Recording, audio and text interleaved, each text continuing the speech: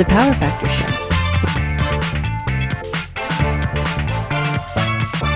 Episode 95. You can find this podcast and others at Gun Rights Radio Network, gunrightsradio.com. Podcasting freedom. Brought to you by SAFARILAND and HODGDON, the gunpowder people. Yeah, so welcome back to Power Factor. I'm Steve. Rick. So today we're going to continue with my East Coast tour, but we have a very special episode lined up here for probably this episode and the following one, because I'm feeling this may take a fair amount of time. As I mentioned before, in fact, we have mentioned before that both of us have been fans of Colt for a very long time. In fact, if you go back to the very first episodes we discussed our affection, or maybe I should say our affliction with Colt. But it's just, I mean, you know, it is what it is, and both of us really like and respect Colt products. And because of that, I've always wanted to go back to Hartford and see the original Colt buildings. And in addition to that, one of our viewers turns out happens to work for Colt. And was able to line up a tour at the Colt factory for us, which I was able to go through. So we're going to start out here initially in this episode at looking at some of the original pictures of the Colt facility in Hartford, and then we're going to go to Colt and go through everything that is being done on Colt's commercial side of things. So starting at the top here, first picture is we have the Colt chimney and the the blue dome. The Colt chimney. The Colt chimney. Now it's interesting that this is actually not a functional working chimney. I think this is kind of like well, all right. So let's go back here originally. Colt. This facility was actually built in 1855. There was a fire at Colt in 1864, which burned down completely the East Armory, and we'll point these buildings out as we go here. And then they rebuilt that, I think in 1867, I believe, and then thereon after added some other buildings to the location and property. But this chimney, I think, was effectively Colt's billboard back in the day. You could see it from anywhere in Hartford. Yeah, you could literally see it from very far away, and we'll get to that here a little bit later. So at any rate, I thought this was a really good picture here of the chimney and the blue dome all in one shot. And this one here, we have a picture of from the front. This is the main entrance to Colt back in the day. How long ago did they actually move out of this facility? It was 10 or 15 years ago. Yeah, I'm probably going to get this wrong, but I believe it was 1995 or thereabouts, so okay. 10 or 15 years ago. I don't know the exact number. And when I talked to them about it, of why did you guys leave, they said it was purely a situation where there was not enough floor space for them to actually manufacture here. They just had literally outgrown the building. And they moved into a new location in West Hartford, which we'll see here later on. This is the corner. Is that High Shop Avenue? It could be. Is that one of the corners? Yeah, is it on High Shop? Well, this is actually, I guess it would be the corner of Sequoias and Van Dyke. Okay. So this would actually be right about the corner of... So the northern corner. Right, northern corner of Colt. So at this point here, you're looking at the front of what was called the East Armory. And the other picture there that we saw, the main entrance, and again, here's another even better one of looking right down the row here of the East Armory building. That blue dome, there is actually a fiberglass replica. The prancing horse on top, the original, is in the Connecticut History Museum, along with apparently a bunch of other Colt firearms of first, so to speak, of everything. And unfortunately, I didn't know that until after the trip, because otherwise I would have loved to have gone to the Colt History Museum and seen all of that. But I guess that's just another excuse to go back to Colt and go check it out. So I thought this was really kind of a cool picture here of the horse on top of the blue dome here. So, and next picture here is actually a picture of what actually was the office building located at the very north end of the property. These buildings, I believe, were added around World War II when Colt started expanding for World War II production, and you'll see that in a lot of the other buildings that we're going to be viewing here shortly. It's interesting that even though they had expanded massively during World War II, this company now is relatively tiny, but they left the facility because it wasn't big enough. Exactly. Because apparently they've just got you compare to the amount of weaponry that they were producing, say, during World War II, they're just making a small fraction of that now. And like you said, though, it's just they have literally outgrown the area. This was called the Sawtooth Building. It was a machine shop. It now, I believe, is a technical college or technical training classes or something of that effect there. But at any rate, this was again added during World War II. I know they called it the Sawtooth Building. The idea was a lot of the overhead lighting was such, or the building here, that's what we're going to call it, the windows, a lot of the overhead lighting in. The next picture here is actually the corner. I think it's one of the very last remnants of that they maintained here, but the brick front or brick facade here. So this now we're at the very south part of the East Armory Row here, and the Sawtooth Building or the machine shop. If you look at actually a map of the Colt property. Again, here another picture of the Colt chimney. And then the next picture here is again an even closer picture of the Colt chimney. And this area here is actually very close to, or actually in the area of what was the power plant and the garage and warehouse buildings that Colt owned back at the time. And this is really kind of interesting to me because this is looking at it from the backside. On the left is the forge shop, on the right is the foundry, and those buildings date back to 1855. Those are original, they were not lost in the fire. So you're looking at some really old ancient buildings here. On the left, the taller building above the left building, the low building there, which is the forge shop, is what was called the North Armory. And that, I believe, was added around, again, I think it was 1910, somewhere about that time frame. The next picture here is looking more head-on at the foundry, and the building on the right is what was called the South Armory. That was added, I believe, during World War II, and today that is occupied by a art school and other businesses. The plan, and again, this Colt here is in what's called the Colt Historic District, and this also is on the National Historic Register, which means it's not going away. And the plan right now is to put condos in the upper end of the building here, and you can see actually it looks like they're beginning to replace the roof and get ready for renovation from that standpoint. So next picture here is now looking more at the forge shop. Again, you can see the chimney in the background there, the blue dome on the right, North Armory right behind that. And head-on shot here, and you're probably going to notice a guy in a car right down here in front. It turns out that there are a bunch of feral cats roaming through the building here, and what they do in Hartford is that they capture the cats, they fix them, spay or neuter them, they clip their ear, and then it's kind of like catch and release. They release them back into the building, into wherever they got them at. And there are, I guess, about 6 different individuals who go around to different locations and put out clean food and water and everything like that for the cats. And I guess they believe that's the best way of, and probably humane way of dealing with it. And I'm sure they keep the mice situation down and stuff like that. Could be. But there were quite a few cats around here that we saw. Here, looking directly head-on at the forge shop, North Armory in the background. And then I started kind of wandering around the area.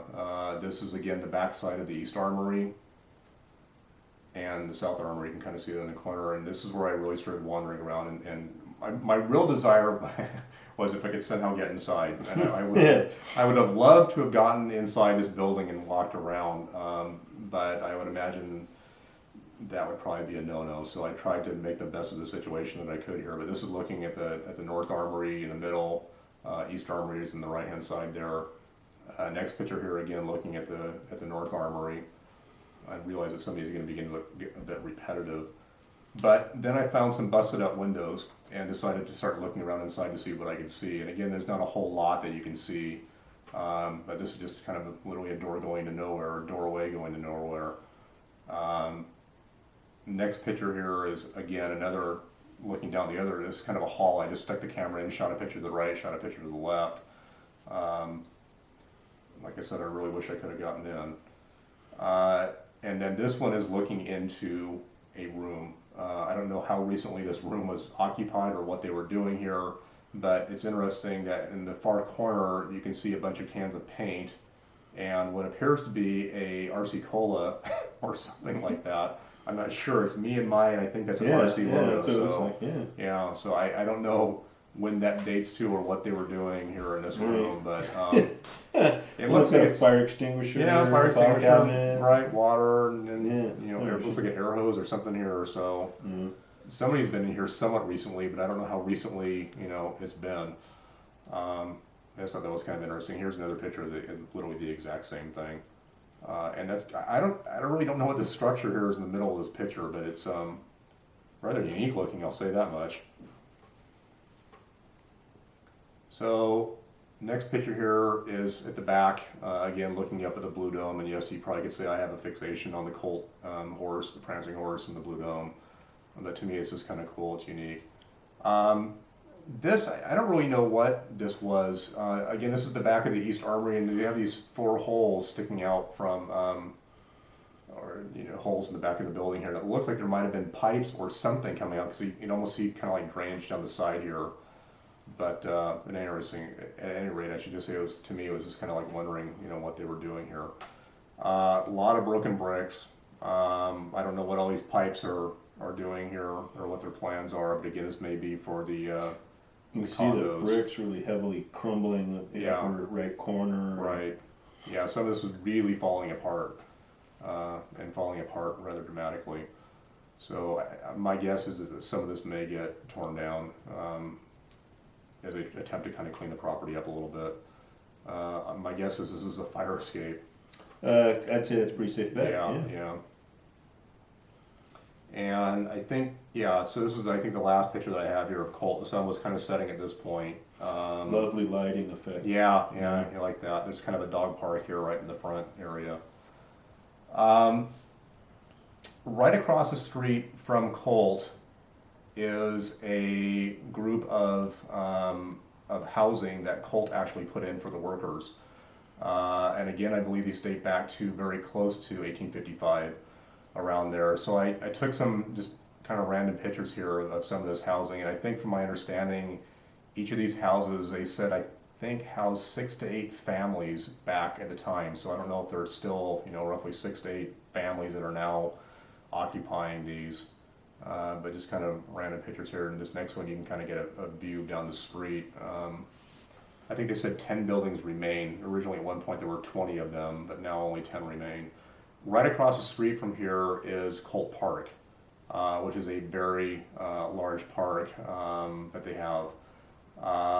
And up on the hill is the Colt mansion called Armsmere. And Samuel Colt built this, I believe it was in 1856, for Elizabeth Colt. They designed it after Italian architecture, which you can see here. And it was up on the hill, it overlooked the valley, it overlooked the housing, and you can see Colt, the dome, and the chimney off at the other end of it. I'm not really sure exactly how far distance-wise the mansion is from the actual factory, but I would probably venture to guess around 3/4 of a mile, give or take. But it was really an interesting place. I found out about this and decided I wanted to drive up there and take a look. Now, is it any kind of a museum or is it restored or preserved? Can you go in there? Well, I didn't attempt to go in there. I'm not going to get the story entirely correct, and we can probably look it up on the web, but when Elizabeth Colt died in 1905, she turned the property over to, and I'm going to say it was like a bunch of nuns or something like that, or a home for homeless women or something like that. It was some special cause thing. and they expanded upon it and whatnot, but I don't know today in what capacity it's being used or anything like that. So, so that wraps it up for Colt Hartford.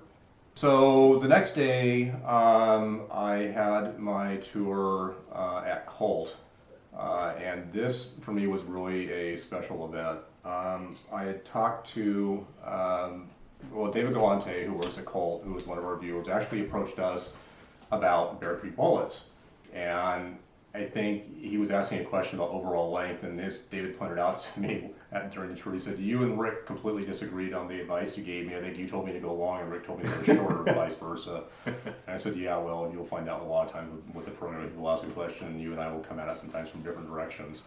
One of them was right, usually, but at any rate. So later found out that David then worked for Colt, and we already had the trip planned. And I thought, wow, this is a golden opportunity to go see the factory in addition to Hartford. So it was kind of funny because I asked David, I said, okay, so how long should I roughly, count on in terms of management of my time for the tour? He said 2 hours max to see all of it. Okay. It took 4.5 to 5 hours to see all of it. And I literally got the royal treatment, and I'll discuss literally what David had to go through here toward the end of the program to make this happen. But so the flag out in front and the Colt flag, unfortunately the direction the wind was blowing, it was reversed to me. I wish I could have got it from the front side, but that would have meant that I would have had to walk onto the property and go back to an area where I probably really should not have been. And I didn't want to start my tour off at this point being a security violator or whatever running around the building.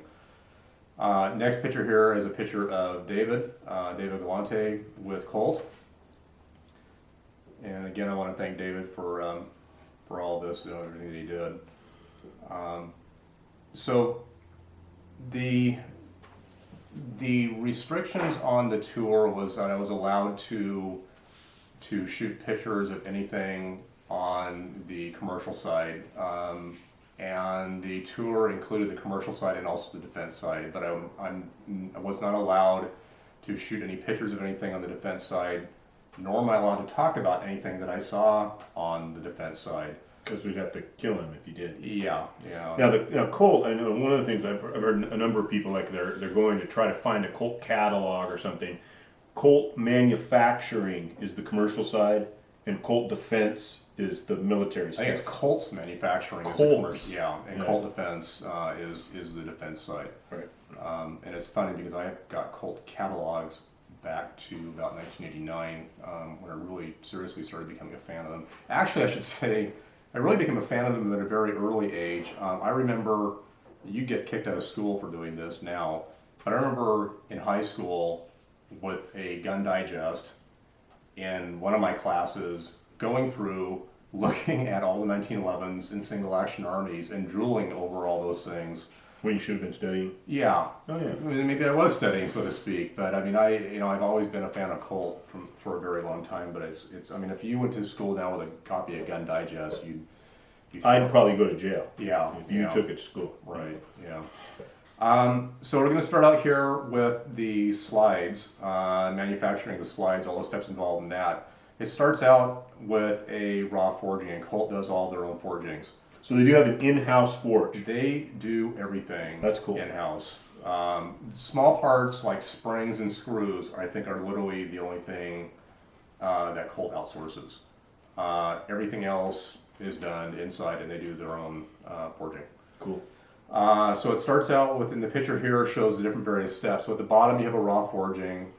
The next thing they do is they put it basically, and you'll see here in a second, under a big belt sander, effectively, or disc sander I should say, to get the two first flats on the gun. And the idea is they get the initial dimension, the width of the slide, and then it goes into CNC, and it goes into a CNC machine, and they literally, using CNC now, will pop out darn near what looks like a complete slide. Mm-hmm. With just a single, they fit it in the fixture. I think they put it in once and possibly rotate it once. I think they put it in one, and you'll see, I think, a picture of this, where they'll put it in one way, I don't know, rotate it 90 and 90, so flip 90 and flip up again 90, and then get the other side.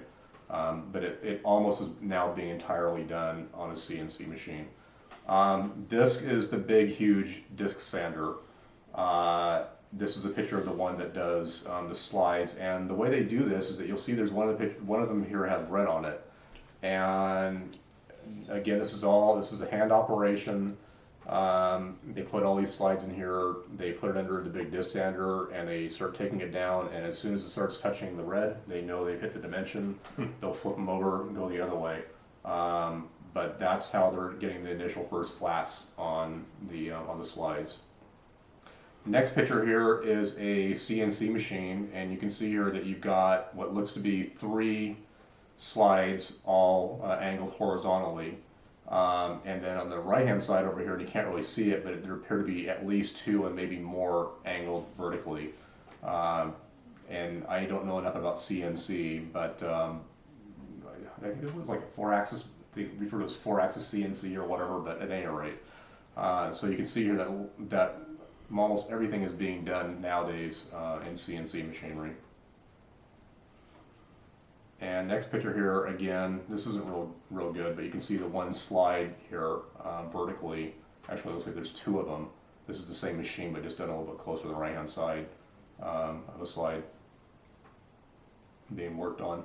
I asked them how long it takes roughly from the point that they put in the slide with the flats cut onto it to when it pops out as a nearly complete CNC slide. And I think they said about an hour to an hour and a half or so to do everything on it. But this shows the carousel of all the slides in one of the CNC machines. And next picture here is Colt actually broach cuts the breech face on these slides, and they just said that the reason they do it that way is because it works. Rather than having it done on CNC, they just decide to broach cut the breech faces. And they also do something called a J-cut on the breech face, and as it was explained to me that Colt is the only one that does a J-cut, and they said that it's very unique in that if a case was fired in a Colt 1911, you can tell effectively from the impressions left on the case that it was fired in a Colt, because you can, I guess, see somehow, if you know what you're looking for, the evidence of the J-cut and also the ejector. So I don't know enough about that, but at any rate, this is a broach cut here. And this gives you an idea of really how old some of this machinery is. A lot of this machinery has been around forever. And this is just a perfect example of it. It's interesting in that the average age, I would say, of the workers here on the commercial side, they seem to be probably in their 50s to 60s. There's a lot of years of experience here of the guys on the commercial side, just from just many years of building these things, and they know what they're doing. After these slides come out of CNC, they go through a few steps here where they're basically cleaning up burrs and stuff like that left by CNC, which I just is common output of when you do CNC machinery. You're going to end up with some burrs. So you get literally in this next picture here, a stack of slides that a guy is going through and filing off the burrs here at different locations that they know to work on. This here, they're going through, and I think what this does is it deburrs the different pinholes in the slide. So your firing pin, your ejector tunnel, the firing pin plunger, the common holes that you see in a slide. These things just go through and deburr that. And this next picture is literally the old orphaned Colt equipment area. And if you look very closely, the pink tag here says "Buy Me" on it. So if you're looking for some machinery, you might want to contact Colt, because they've got some really good stuff here that I'm sure they'll probably be willing to make a deal on. But yeah, there's a lot of, obviously, as they're starting to move more toward CNC, a lot of this old stuff, and you can see here what the stack of slides here right in front of it. But a lot of this stuff is just now becoming obsolete. And it's still good stuff. This stuff has been obviously in use probably, you're going to see some stuff that's still being used today that dates back to the 30s. but this stuff is built like a tank and designed to run forever, and did, literally.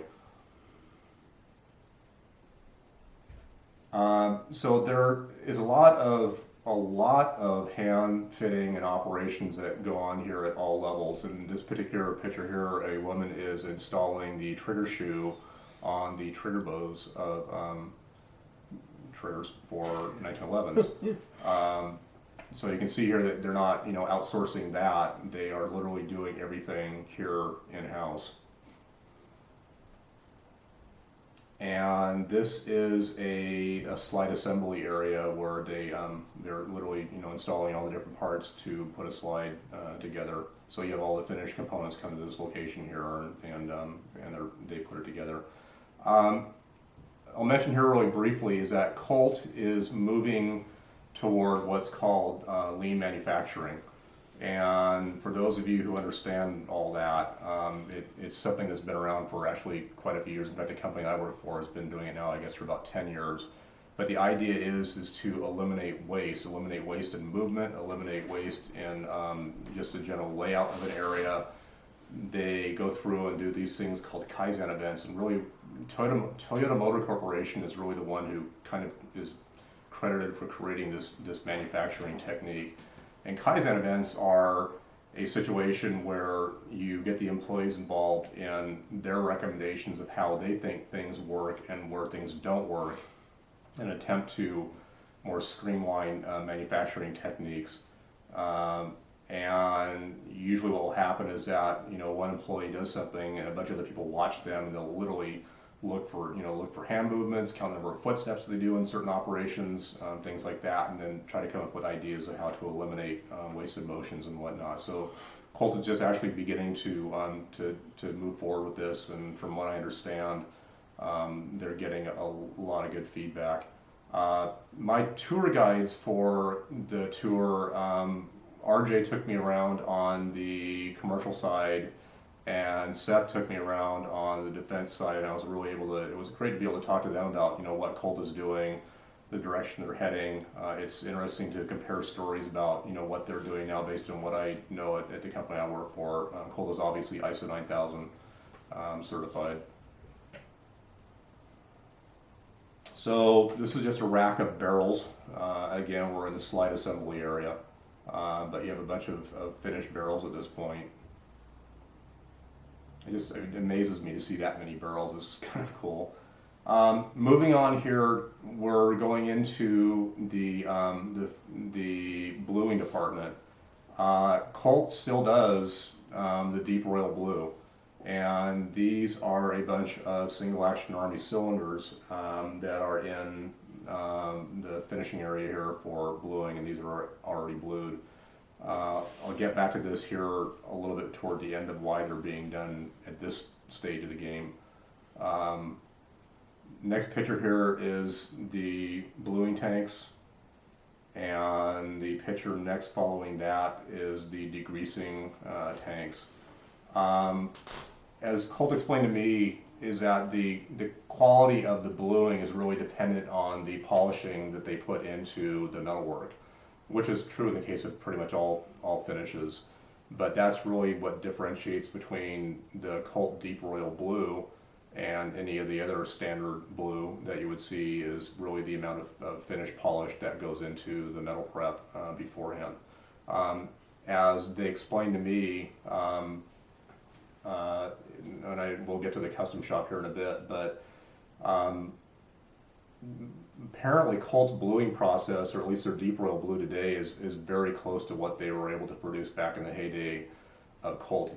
As Brent, who was the head of the custom shop, explained, is that the difference is that back in the day they had apparently used this certain particular type of leather that they used for actually polishing the metal, and you can't get that leather anymore. Or that grade of leather, whatever the case is. I don't fully understand all that, but he said that if they were able to get that, they could produce the really deep blue. He said some people can actually see the difference or tell the difference, but for the most part, most people can't. So now we move on to the frames, and picture here from left to right is again And this particular frame has already had its flats done, but they start out again with a forging, and then it goes into CNC and does all the different various operations on it, and out pops darn near what you're seeing on the right hand side here. This is it's a railgun frame, and when I was there, I asked them, when do you guys start on the M45 contract? And it was literally next week they start producing them. Cool. Yeah. Now, is the M45 going to be built in the same part of the plant where they're currently building the commercial 1911s? My understanding is it's a custom shop. Okay. Yeah. And I think that'll make sense here in the level of detail that you see that Colt puts into the guns. They do a lot of great work in the custom shop. I think they're being done in the custom shop. If not, I'm sure they will be at least inspected or at least run through the custom shop at some point. All right, this picture here is a picture of obviously the rail gun, or sorry, the rail frame. The first one here is the flats cut. The interesting thing they pointed out here is they said that they use one forging for all the guns, and if it's an officer's model, they cut a certain amount off the end and off the front of the dust cover, and if it's a full size, it stays this size, and if it's a commander, they so literally they start out with the one size here and do all the various operations, excuse me, and then cut it. This pile of frames here are ones that were rejected after coming out of CNC for one reason or another. And it could just be dings, dents, drops, something that happened with the machine, chatter, who knows, but after they go through CNC, they're inspected and gauged, and if they fail that, they're thrown out. The next step you're going to see here is the CNC machine cutting the frames. And again, you see the same thing here where you have some frames axised upwards and other ones upside down going the other way. So again, I think it's this idea that they do a certain number of cuts, rotate them or move them or whatever, and then do another group of cuts. I asked how long it took to create it or build a frame. They said, I believe the number was about 1.5 to 2 hours to do all the different operations in CNC. So again, it goes in basically as nearly a forging with the flats cut on it, and out pops nearly a complete frame. So it looks like there's a frame kind of oriented vertically here in the lower right, and then the upper right, I don't see a frame mounted on that one. But then on the lower left, the frame is upside down, right, with the butt pointed up, right, kind of facing the muzzle end, sort of facing towards. It looks like you've got a combination of upside down and right side up, because we have the same thing going on here and another right side up there. But these ones over here are angled vertically, where these ones are angled horizontally, but right side up and upside down. So is this thing spinning around then, so the tools have access to it? I think it does. Yeah, I think it rotates. I didn't see the CNC in action of the actual tool heads and the cutters coming in and doing anything, but my guess is that either this head or assembly or carousel rotates the frame, and the machine would come in, or maybe the cutter can literally come in and fly around the thing, so to speak, and do different cuts. I don't know. I don't know enough about CNC to be able to tell you one way or the other what they do. Continued in Part 2.